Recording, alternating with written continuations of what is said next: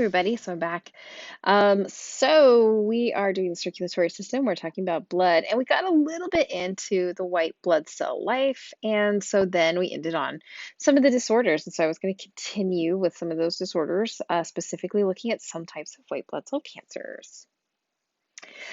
So the leukocyte disorders, which we talked about before, were things like leukopenia, where there's not enough white blood cells. And then we looked at when you have too many white blood cells, and we're going to continue with that. So one of the things I touched on was leukemia is something we would look for in the event that we see like an elevated or a too high amount of white blood cells. And so what this is usually a cancer of the hematopoietic tissue by producing higher numbers of leukocytes, and we can see them when we take out like a little bit of blood and we're like, oh, it's about 10,000 more cells per microliter, or higher than that. And on top of that, we're going to do a differential, meaning we're going to look at the different types of white blood cells, and we see, oh, maybe like one particular type is really affected. Sometimes it's a lot, sometimes it's all of them.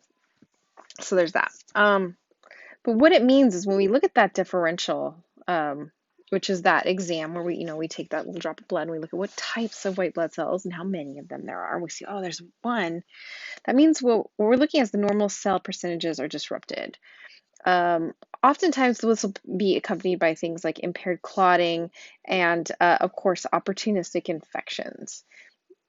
So the types of leukemia that we're going to look at today just are very basic ones, just that I want you to know the terms and might be a heads up, are the myeloid groups, the lymphoid group, and then we'll look at acute and chronic, what those differences are. So myeloid group, as we looked at, come from the myeloid line, right? So this is after the cell has divided off of the stem cell, and so now we're committed, and so this is a colony forming unit. And so this would be any of the granulocytes, like lots of granulocytes. So we're looking at things like neutrophils and eosinophils and basophils, okay? For lymphoid type leukemias, those are different because we're looking at actually a couple kinds. So remember the lymphocytes, T cells, B cells, or, really big monocyte like the macrophages, right? Macros. Right, so we're looking for those. So those would be elevated in the two different types. Acute versus chronic.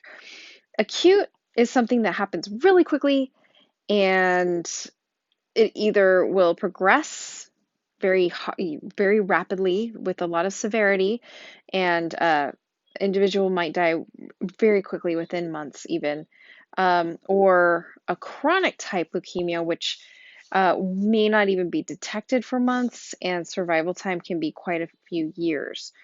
So there's, acute myeloid, chronic myeloid, acute lymphoid, and chronic lymphoid. So they kind of they pair up like that. So that's just with the terminology, they can kind of like go to either, if that makes sense. Yeah. Okay.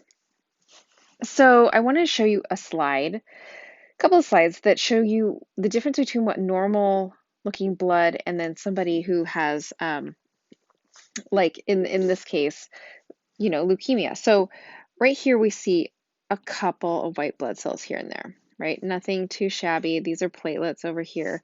But what we do see is the majority is still like really red blood cells. We're just going to see a really high titer of that, which is in contrast over here to leukemia, where you can see lots and lots of these nuclei, right? So these lymphocytes like crazy, there's a lot of them. There's too many of them.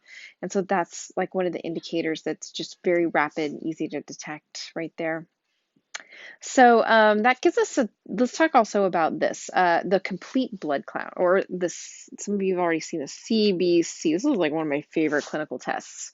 What it does is it involves the hematocrit, which we talked about already, right? With the centrifuge, and we got like usually about 50%, red blood cell, 55%, and then you get the buffy coat. Oh, that's like not too good right there. Okay, yeah, that's like a not super healthy hematocrit. We can also look at the concentration of hemoglobin itself.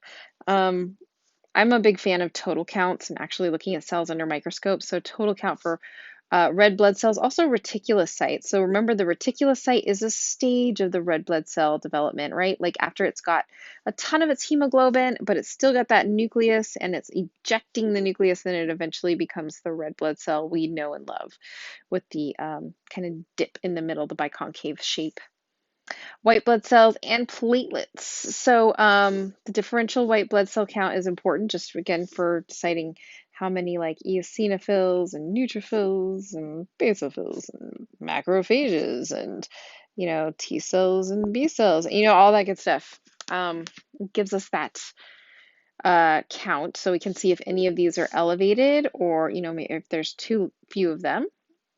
It also gives us an idea about red blood cell size, and especially some folks that might have the sickle cell leukemia type trait. So red blood cell size does matter. Sometimes there are those that are too small, they're too large, and this will tell us there might be an issue with production or hemoglobin concentration as well. Okay, all right. Actually, we're going to stop there because we're going to really pop into something different here with platelets. But I just wanted to cover that, and I hope that was super helpful, and I hope you're having a wonderful day. Bye.